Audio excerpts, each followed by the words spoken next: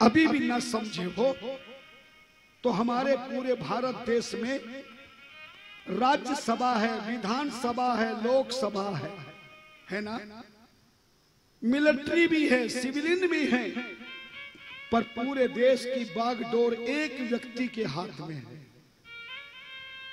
जिसकी बागडोर, राष्ट्र की बागडोर जिसके हाथ में है, जो इस भारत राष्ट्र का सबसे बड़ा मालिक है, उसको हम क्या कहते हैं? राष्ट्रपति कहते हैं। समझ गए? इसलिए तीनों गणों का जो पति बना, उसको देवता का क्या नाम बना? गणपति।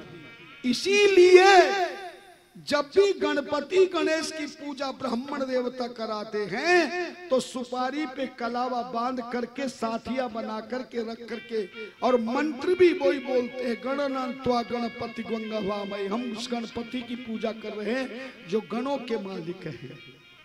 ध्यान देना।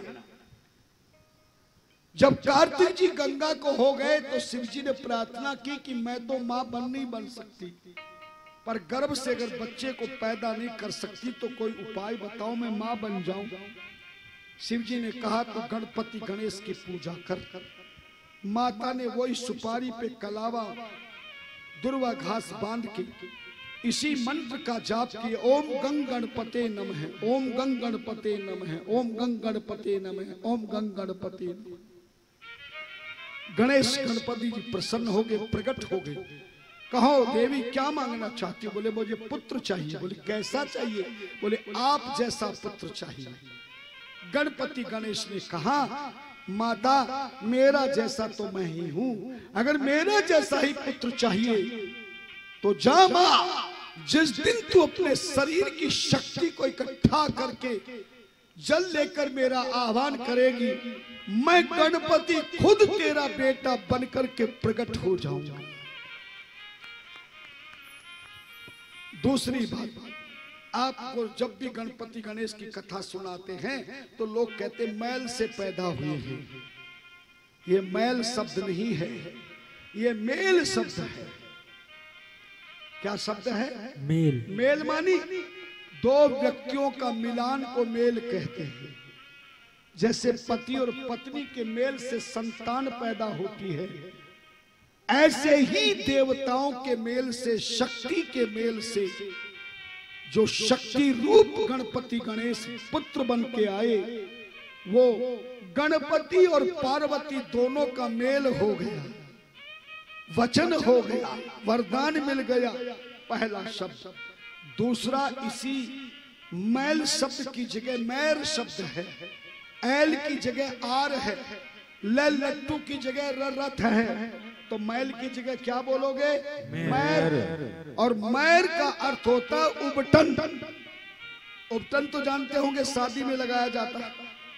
पहले जमाने में ये साबुन शैम्पू नहीं था तो माताएं सब उबटन लगा के स्नान पूर्णमासी के दिन करती थी। आज भी अगर कोई माता बहन बेटी बीमार रहती है तो हर पूर्णमासी को आजकल तो बना बनाया कंपनियों ने उबटन तैयार कर दिया है। 9 चीजों से उबटन तैयार होता है। समय कम है, सब नहीं बताऊंगा।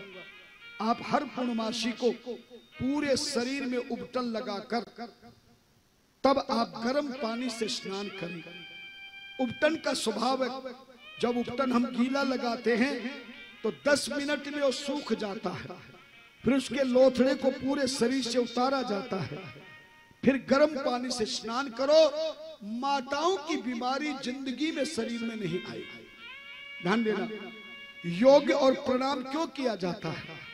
योगा और प्रणाम करने से शरीर में पसीने निकलते हैं। किसान को, मेहनत मजदूर को योगा प्रणाम करने की जरूरत नहीं पड़ती।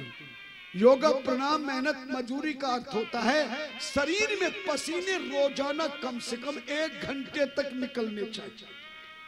और कैसे पसीने निकलते हैं?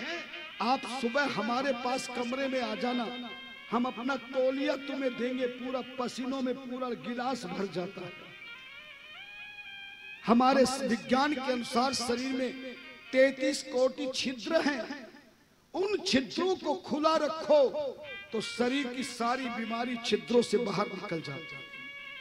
किसान मजदूर जल्दी से बीमार नहीं होगा।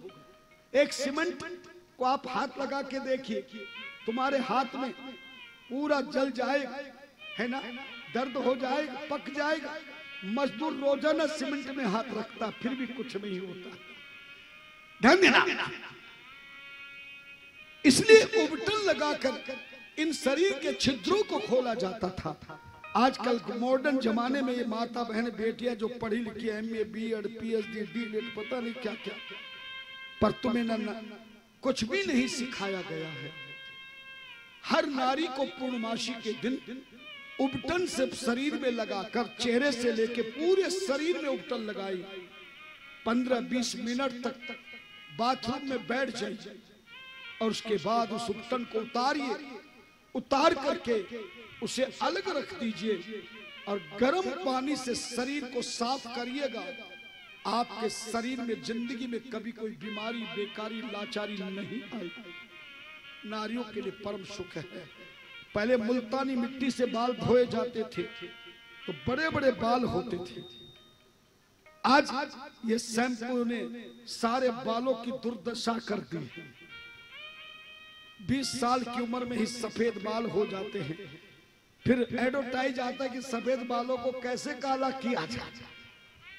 वो फैक्ट्रियां भी पहले तैयार हो गई, उनको मालूम था कि हमारे शैम्पू सफेद करेंगे, और शैम्पू वालों ने पहले से रिश्वत ले रखी है कि ऐसा केमिकल डालो कि लगाने वाले के काले सफेद हो जाए, ताकि हमारा भी ये जो मामला चलता रहे। एक दूसरे से मिले हुए हैं महाराज, है ना।